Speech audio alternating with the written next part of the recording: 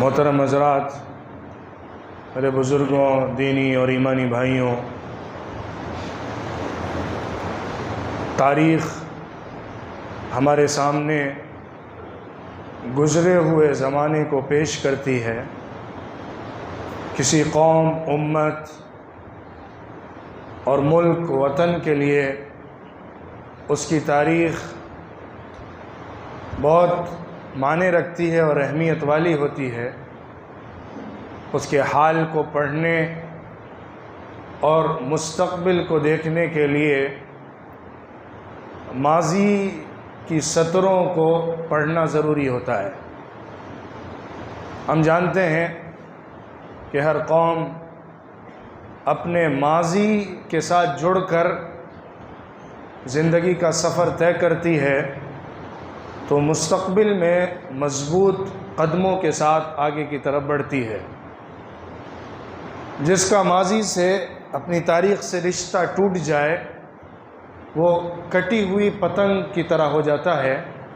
کہ اسے معلوم نہیں ہوتا کہ اسے کدھر جا کر ٹھہرنا ہے اور کہاں جا کر اترنا ہے۔ وہ بے ڈور کے ادھر ادھر پھرتی اور بھٹکتی رہتی ہے اور جہاں اس کی ہوا نکلتی ہے وہاں وہ گر جاتی ہے۔ اصل میں انسانوں کی جو تاریخ ہے وہ اپنے اندر بہت سبق اور عبرت رکھتی ہے۔ قرآن پاک میں اللہ نے انسانوں کی تاریخ کو بہت یاد دلایا ہے، قوموں کی تاریخ کا بڑا تذکرہ کیا ہے، گزری ہوئی امتوں کا سبق یاد دلایا ہے، ان کی تاریخ کے بہت سے پنے پلٹے ہیں اور اوراق ہمیں دکھائے ہیں۔ کیونکہ جب تک ہم ان پنوں کے دریچوں سے پچھلے دور کو نہیں دیکھتے اس وقت تک ہم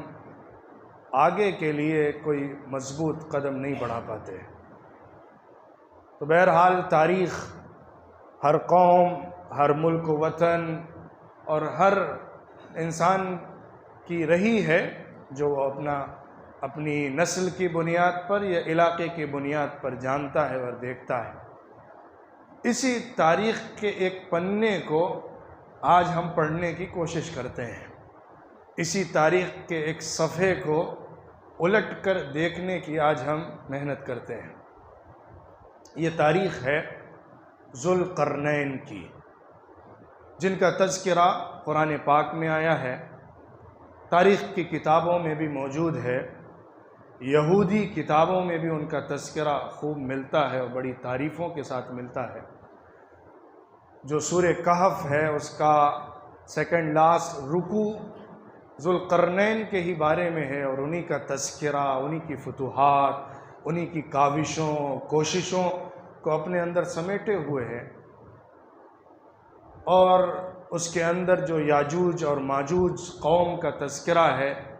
وہ بھی ایک بہت معنی رکھتا ہے آج کے لیے اور مستقبل کے لیے، قیامت کے لیے، قیامت سے پہلے کے دور کے لیے۔ تو اس حیثیت سے بھی ذوالقرنین کی تاریخ اور ان کی زندگی آج کے زمانے اور آگے کے زمانے کے لیے بڑی حد تک ایک رہنما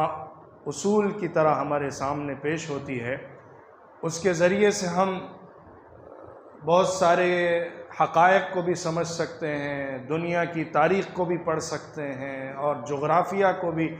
سمجھ سکتے ہیں، اور آگے آنے والے حالات کے بارے میں بھی تھوڑے بہت ہم یوں کہیے کہ حقائق کو سمجھ سکتے ہیں اور جان سکتے ہیں۔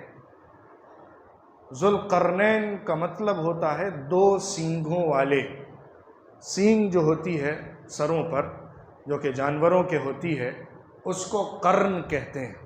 دو سینگوں کو قرنان یا قرنین کہتے ہیں۔ ذوالقرنین دو سینگ والے، یہ لقب ہے اس بادشاہ کا جس کا تذکرہ اس جگہ پر کیا گیا ہے اور ان کی فتوحات کا تذکرہ ہے۔ یہ کون شخصیت ہیں، کون سی پرسنالٹی ہیں، کس دور کے ہیں، اس کے بارے میں بہت الگ الگ اوپینینز اور رائے ہمارے علماء کی اور مورخین کی، ہسٹورینز کی رہی ہے۔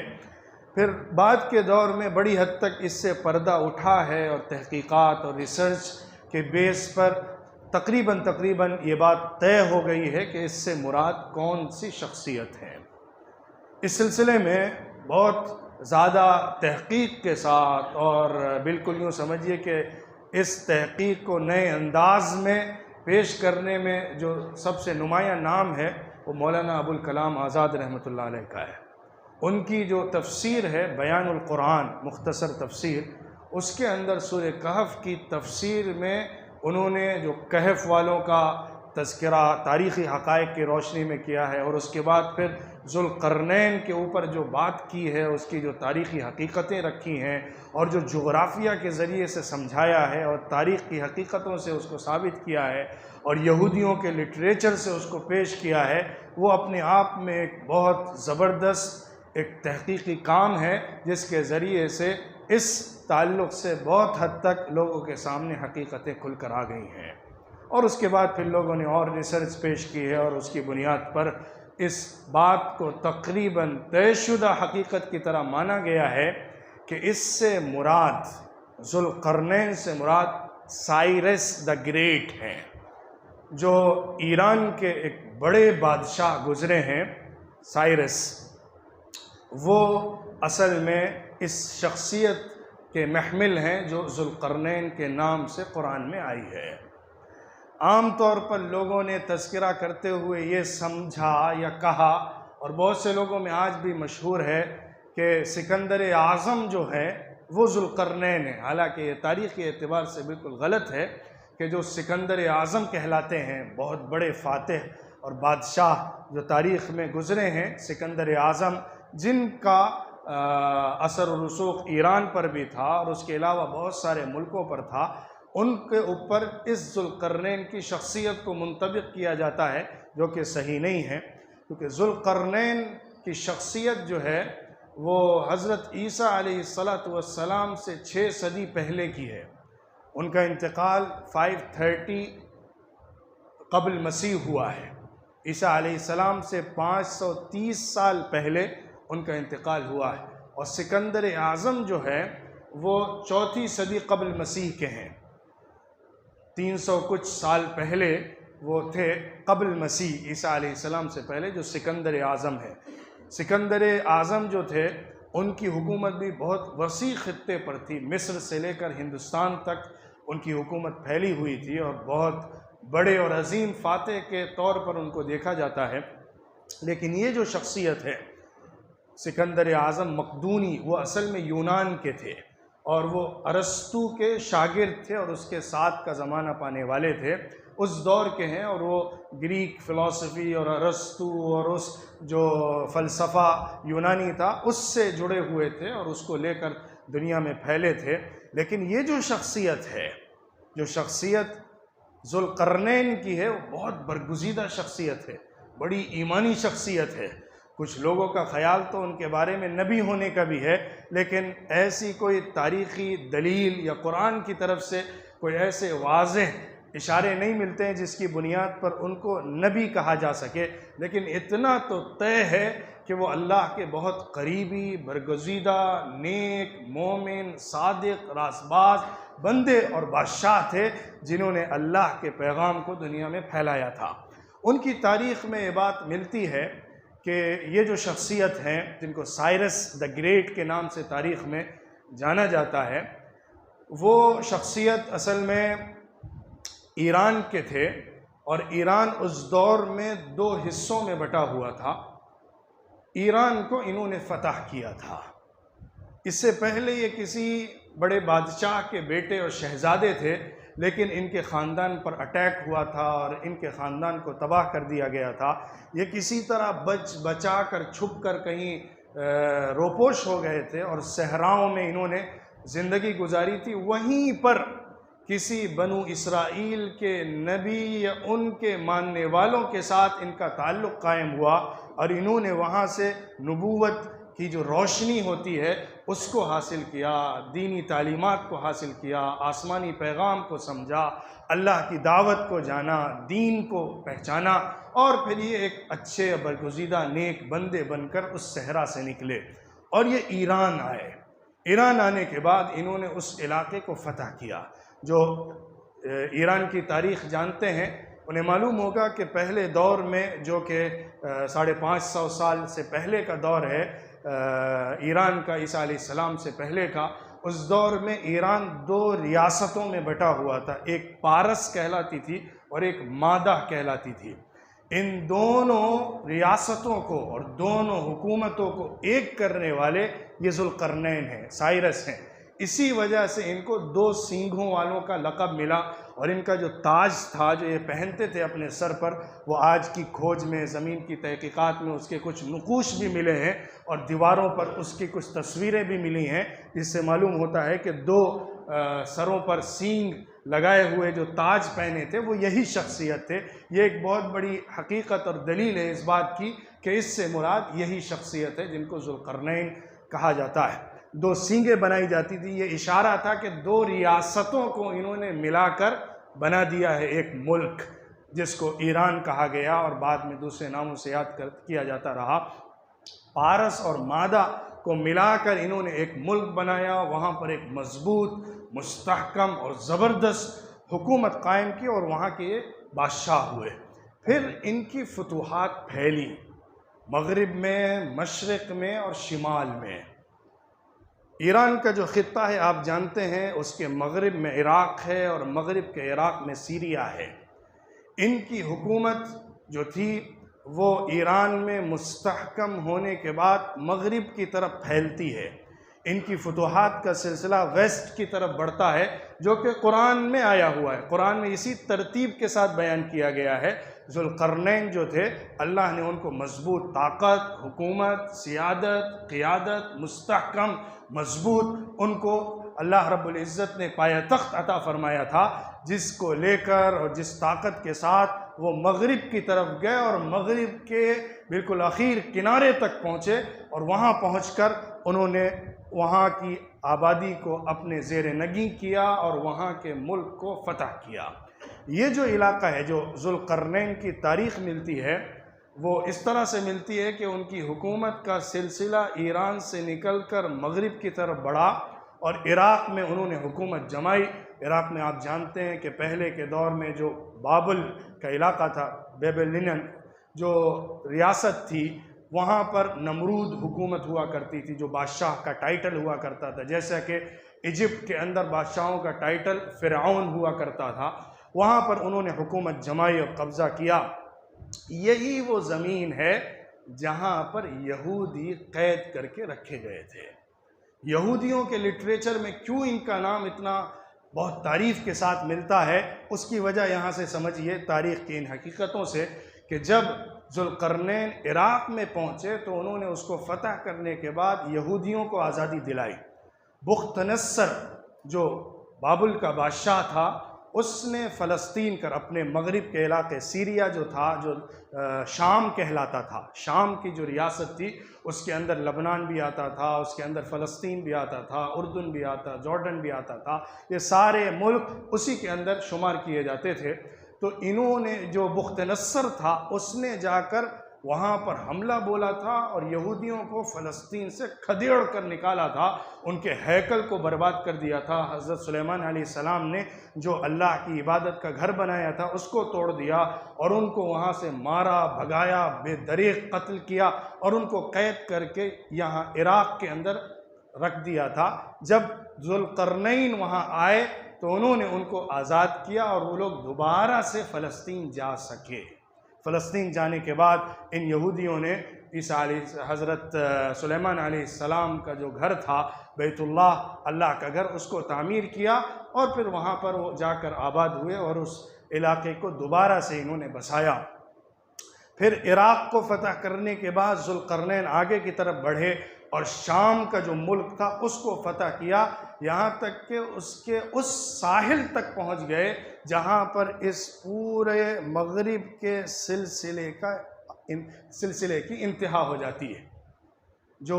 میڈیٹرینین سی ہے، جو سب سے بڑا دنیا کا سمندر بحر متوسط یا بحر ابیض متوسط کہلاتا ہے، اس کے کنارے تک یہ پہنچ گئے تھے۔ اس کو قرآن نے اس طرح سے کہا ہے کہ یہ اس جگہ پر پہنچے جہاں پر سمندر کے اندر یا پانی کے اندر سورج ایسا ڈوبتا ہوا دکھتا تھا جیسا کہ ایک کیچڑ کے اندر ڈوب رہا ہو۔ یہ جو سمندر کا حصہ ہے یہ ذرا گدلا سا ہے، اس کا پانی بہت صاف ستھرا نہیں ہے۔ تو قرآن نے جو تصویر کشی کی ہے کہ سورج اس طرح سے وہاں جا کر ڈوب رہا تھا جیسا کہ کیچڑ اور گدلا پانی ہو، اس کے اندر ایک سورج کی ٹکیا جا کر گر گئی ہو۔ وہ سمندر کے آگے پھر کوئی زمین نظر نہیں آتی تھی، ایک طویل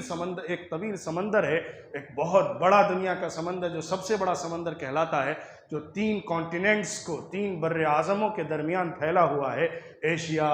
افریقہ اور یورپ، اوروبا، ان تینوں کے اندر یہ سمندر کی ساحل ملتے ہیں۔ تو اس سمندر کے کنارے تک جو شام کا آخری حصہ ہے وہاں تک انہوں نے اپنے ویسٹ میں اور مغرب میں پورے ملکوں کو فتح کر لیا تھا۔ اس کے بعد پھر انہوں نے مشرق کی طرف رخ کیا، اپنے ایسٹ کی طرف، ایران سے ایسٹ کی طرف،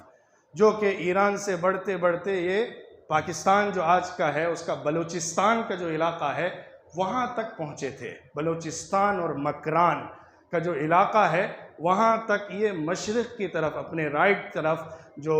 ایران ہے اس کے بڑھتے ہوئے گئے تھے، اور وہاں پہ انہوں نے حکومت قائم کی تھی، جس میں قرآن کا تذکرہ اس طرح ہے کہ جہاں سے سورج طلوع ہوتا تھا۔ تاریخی طور پر تو یہ بلوچستان اور مکران تک ہی پہنچے ہیں، واللہ عالم کہ اس سے آگے بھی بڑھے تھے اور ہندوستان کے اور سندھ کے علاقوں سے گزرتے ہوئے آگے کی طرف بھی آئے تھے کہ نہیں آئے تھے، لیکن مکران اور بلوچستان کے علاقے تک ان کا پہنچنا تاریخی طور پر ثابت سمجھا گیا ہے۔ وہاں کی جو آبادی تھی وہ بہت ہی زیادہ اجڑ، دیہاتی، ان کلچرڈ، ان سویلائزڈ لوگ تھے۔ وہ لوگ دیواریں اپنے گھروں کی تقسیم کے لیے تو بناتے تھے لیکن اوپر چھت نہیں بناتے تھے، چھت بنانے کا کانسیپٹ نہیں تھا۔ اس کو قرآن نے کہا ہے کہ سورج اور ان کے درمیان کوئی آڑ نہیں ہوا کرتی تھی۔ وہ ایسی بستی میں جیتے تھے جہاں پر چھتیں نہیں بنائی جاتی تھی کہ سورج سے بچانے کے لیے، اپنے سر کو ڈھانپنے کے لیے کچھ چھت بنائی جاتی ہو۔ دیواریں صرف کھڑی کر لی جاتی تھیں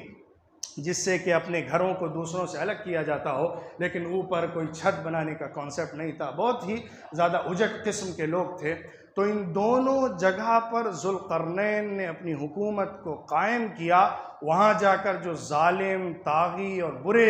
لوگ تھے ان کو سزائیں دیں، اور جو ایمان لائے اور اچھے اعمال والے بن گئے ان کو انہوں نے معاف کیا اور ان کو چھوڑا اور ان کو آباد کیا۔ یہ فتوحات کرنے کے بعد وہ پھر اپنے شمال کی طرف بڑھے تھے، نارتھ کی طرف آگے گئے تھے، اپنے اوپر کی طرف بڑھے تھے، جو کہ ایران سے اوپر کی طرف جاتا ہے راستہ۔ اس راستے کو عبور کرتے کرتے یہ سمندر کے کنارے تک پہنچے تھے، جو کہ ایک طویل پہاڑوں کا سلسلہ ہے۔ وہاں جا کر انہوں نے قیام کیا اور وہاں تک انہوں نے فتح کیا۔ وہاں اوپر کی طرف جو 2 بڑے سمندر ہیں، بحیرہ قزوین اور بحر اسود، یہ جو 2 بڑے سمندر نارتھ کے اندر جا کر ختم ہوتے ہیں، جس کے بعد سے پھر یوں سمجھیے کہ ایک طویل سمندری سلسلہ ہو جاتا ہے، اور اس کے مشرق کے اندر پھر ایشیا کا نارتھ حصہ آ جاتا ہے، اور پھر مغرب کے اندر یورپ کا ساؤتھ ایشیا اور یورپ کا نارتھ ایشیا جا کر ملتا ہے۔ اس علاقے تک، اس سمندری حصے تک، اس پہاڑی سلسلے تک انہوں نے اپنی حکومت کو پہنچایا تھا، جو کہ کوہ قاف کے پہاڑی سلسلے ہیں، قوقاز جن کو کہا جاتا ہے، کوکس ماؤنٹس جن کا نام انگلش میں ذکر کیا جاتا ہے۔ وہاں تک ان کی حکومت کا جو ہے پایہ تخت قائم ہو گیا تھا، اور وہاں تک یہ پہنچے تھے۔ اس جگہ کے لوگوں کے لیے جو تذکرہ ملتا ہے، جس طرح کے لوگ آباد تھے، وہاں پہ انہوں نے جو کام کیا، اس سے یاجوج اور ماجوج کی تاریخ کا جوڑ ہوتا ہے۔ یہ جو شمال کی طرف، نارتھ کی طرف، اوپر کی طرف بڑھے تھے، اور وہاں پر جو 2 سمندر بڑے موجود ہیں، میں نے ذکر کیا، کیسپین اور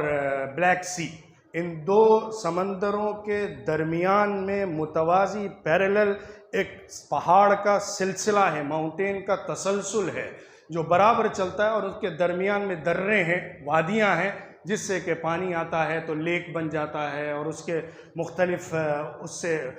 آئس لینڈ تیار ہو جاتے ہیں وہاں پر۔ اس سلسلے تک جو پہاڑوں کا تسلسل اور سلسلہ ہے وہاں تک یہ پہنچے تھے۔ اسی جگہ پر ایک قوم آباد تھی، جو قوم بہت ہی انسیولائزڈ تھی، اور ان کی لینگویج بھی بالکل الگ تھی، جو کہ یہ نہیں سمجھتے تھے، ایسی زبان بولتے تھے جو زبان ذوالقرنین اور جو دوسرے اس مڈل ایسٹ کے اندر رہنے والے لوگ ہیں ان کو سمجھ میں آیا نہیں کرتی تھی۔ ایسے لوگ وہاں پر آباد تھے۔ انہوں نے اپنی پریشانی ان کے سامنے رکھی۔ انہوں نے کہا ہم جس جگہ پر رہتے ہیں یہاں سے نارتھ کے حصے میں جو درہ ہے، جو دو پہاڑوں کے درمیان کی وادی ہے، اس کے اوٹ سے، اس کے پیچھے سے ایک قوم ہمارے اوپر ہمیشہ حملہ آور ہوتی رہتی ہے اور ہمیں بہت ستاتی، بہت ظلم کرتی ہے، ہمارا جینا دھوبر کر دیا ہے، ہمارا رہنا سہنا یہاں مشکل ہے۔ وہ یاجوج اور ماجوج ہیں۔ یہاں پر تھوڑا سمجھیے یاجوج ماجوج ہے کیا چیز۔ حضرت نوح علیہ السلام کے 3 بیٹے تھے، ایک کا نام تھا سام، دوسرے کا نام تھا حام، اور تیسرے کا نام تھا یافس، جو سیمیٹک ریس کہلاتی ہے، سامی نسل کہلاتی ہے، جس میں مڈل ایسٹ کے لوگ بھی ہیں، اور اس کے علاوہ عرب اور دوسرے ملکوں میں جو آباد ایشیا کے مڈل میں اور نارتھ کے اندر نہیں، ساؤتھ کے اندر جو نسلیں ہیں وہ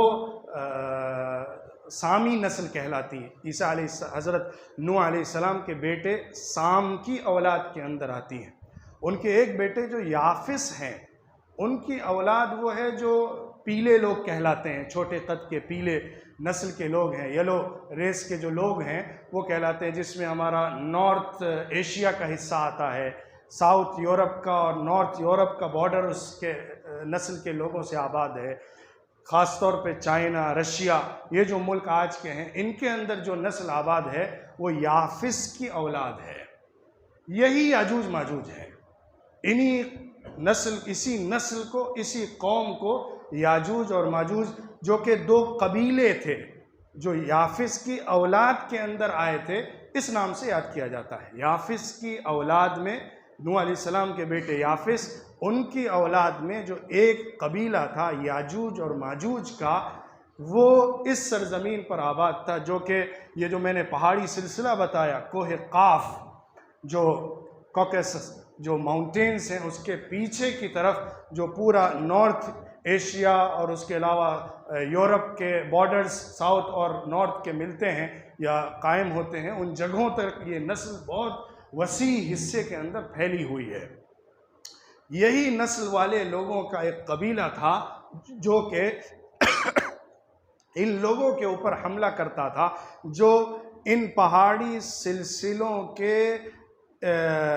ساؤتھ میں رہتے تھے، پیچھے کی طرف رہتے تھے، یہاں پر آباد تھے۔ ان لوگوں کو وہ لوگ ستایا کرتے تھے، پریشان کیا کرتے تھے۔ انہوں نے حضرت ذوالقرنین سے خواہش ظاہر کی، آپ کچھ ایسا انتظام کریے، ہمارے 2 پہاڑوں کے درمیان ایک ایسا بند بنا دیجئے کہ وہ لوگ ہمارے اوپر حملہ نہ کر سکیں۔ تو حضرت ذوالقرنین نے کہا ٹھیک ہے، میں یہ کام کروں گا تمہارے لیے۔ انہوں نے کہا آپ اس کے لیے اگر کچھ خراج ہم سے مانگیں گے، کچھ سالانہ ہم سے خرچ مقرر کریں گے تو وہ بھی ہم آپ کو دیا کریں گے۔ انہوں نے کہا ہمیں اس کی کچھ ضرورت نہیں ہے، تم مین پاور ہم کو دے دو، تم اپنے لوگوں کو ہمیں فراہم کرو، ہم مٹیریلز دیں گے، پورا مال لگائیں گے اور تمہیں اس مشکل سے آزادی دلائیں گے۔ اس کے لیے انہوں نے وہاں پر ایک بڑا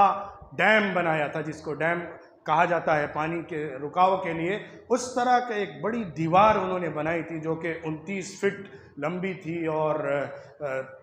50 سے زیادہ میل چوڑی تھی، اور اس کی موٹائی بھی کئی فٹس کے اندر تھی۔ بہت بڑی اور بہت موٹی، مضبوط، مستحکم، اونچی دیوار انہوں نے ان 2 پہاڑوں کے درمیان ایک وسیع حصے کے اندر قائم کی تھی، جو کہ پوری آئرن کی تھی،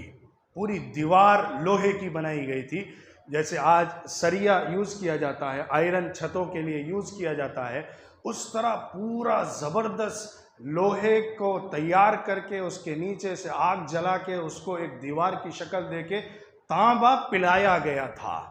کاپر تانبا جو ہوتا ہے اس کو اس لوہے کے اندر پلا کر ایک زبردست دیوار وہاں پر کھڑی کی گئی تھی، جس کی وجہ سے وہاں کے پیچھے کی جو آبادی یاجوج ماجوج کی تھی وہ اب ادھر کی طرف اپنے ساؤتھ کی طرف مڈل ایشیا کی طرف حملہ کرتے ہوئے نہیں آ سکتے تھے، وہ وہیں پر بند ہو گئے تھے اور وہ اسی طرف رہ جاتے تھے اور اس طرف ان کا حملہ نہیں ہو پاتا تھا۔ یہ ایک بڑا انہوں نے کام انجام دیا تھا ذوالقرنین نے، جس کی وجہ سے ان کی حکومت کا دائرہ مغرب کے اندر بحر متوسط سے لے کر مشرق کے اندر بلوچستان اور مکران کے حصوں کو سمیٹتے ہوئے، درمیان کے تمام حصوں کو اپنے اندر لیتے ہوئے، اپنے نارتھ کے اندر، اپنے شمال کے اندر جو کوہ قاف کا سلسلہ ہے وہاں تک کا حصہ ان کی حکومت کے اندر آ گیا تھا۔ ایک بڑی مضبوط مستحکم بڑی حکومت انہوں نے قائم کی تھی، اور اس بادشاہ کے اندر جو للہیت تھی، جو تقوی تھا، جو نیکی تھی، جو اللہ سے تعلق تھا، جو ایمان اور عمل صالح کی دعوت تھی، وہ ان کا ایک وہ نمایاں امتیاز ہے بادشاہوں کے درمیان، جس کی بنیاد پر اللہ نے ان کا تذکرہ قرآن پاک میں بڑی اہمیت کے ساتھ کیا ہے۔ اور یاجوج ماجوج کے بارے میں قرآن میں ہی آگے چل کر یہ کہا گیا ہے کہ اللہ رب العزت جب چاہے گا تو یہ بند ٹوٹے گا اور یہ بالکل زمین میں ملیامیٹ ہو کر زمین بوس ہو جائے گا، اور وہاں کی آبادی یاجوج ماجوج نکل کر ایک دوسرے کے اوپر ایسی چڑھائیاں کریں گے، ایسا قتل و خون کریں گے کہ اس کے بعد پھر لوگوں کے اندر ایک زبردست تباہی ہوگی۔ احادیث کے اندر جو یاجوج ماجوج کا تذکرہ ہے، جس طریقے پر ان کو پیش کیا گیا ہے، قیامت سے پہلے جو عیسیٰ علیہ السلام کے آنے کے بعد میں ان کا دور ہوگا اور ان کی کارروائیاں ہوں گی، انشاءاللہ اگلے خطبے میں اس پر گفتگو کی جائے گی۔ یاجوج ماجوج کے حوالے سے حدیثوں کے اندر کیا باتیں ذکر کی گئی ہیں، اور پھر ان کا دور کس وقت ہوگا اور کیا حالات دنیا کے ہوں گے، احادیث کی روشنی میں انشاءاللہ اس پر بات ہوگی۔ تو ذوالقرنین کے حوالے سے جو ان کے کارنامے ہیں، ان کی خدمات ہیں، ان کی مہمیں ہیں، مشنز ہیں، اور ان کا جو دینی اور اخلاقی ایک عظیم پرسنالٹی کا روپ ہے، وہ قرآن نے جس طریقے پر پیش کیا ہے اور جن قوموں تک وہ پہنچے ہیں اور ان قوموں میں انہوں نے جو فتوحات کی ہیں اس کا تذکرہ قرآن نے کیا ہے، اس پر میں نے کچھ روشنی ڈالنے کی کوشش کی ہے۔ وآخر دعوانا ان الحمد للہ رب العالمین۔